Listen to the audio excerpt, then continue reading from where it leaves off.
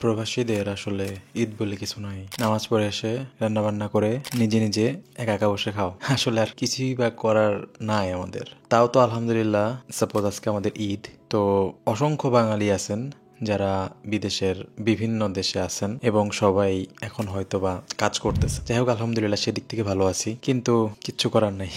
ঈদের দিন সবাই কত কোরবানি ঈদে অনেকে কষ্ট করে, অনেকে সবাই মিলে একসাথে বসে খাবে, কিন্তু আমাদের সেই সৌভাগ্য হয়ে ওঠে না। আমরা কম বেশি সবাই যারা প্রবাসী থাকে তারা অবশ্যই কোরবানি দিয়ে থাকেন।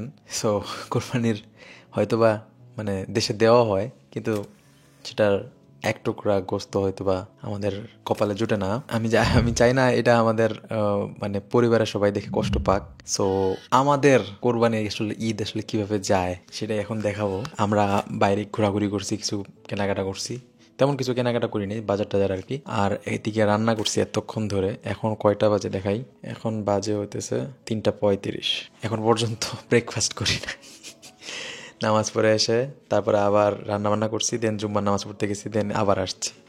তো আমি দেখাচ্ছি কি কি রান্না করছি আজকে। এই হচ্ছে খাসির মাংস, এটা আমার ফ্রেন্ড রান্না করছে। খাসির মাংস। আর এইটা হচ্ছে গরুর মাংস। আর এইটা হচ্ছে কাচ্চি বিরিয়ানি, যেটার ভিতরে মাংস আছে, আমি বের করি নাই। আর ওইদিকে হচ্ছে সালাদ। সো এই হচ্ছে আমাদের ঈদ। যাক, আলহামদুলিল্লাহ। কে কোন জায়গা থেকে বসে ভিডিওটা দেখতেছেন আমাকে জানাবেন কমেন্ট বক্সে, এবং কার ঈদ কেমন কাটলো সেটাও জানাবেন। সবার কোরবানি আল্লাহ কবুল করুন এবং সবার ঈদ শুভ হোক। Thank you so much. See you in the next video. Till then, take care, bye bye, আসসালামু আলাইকুম।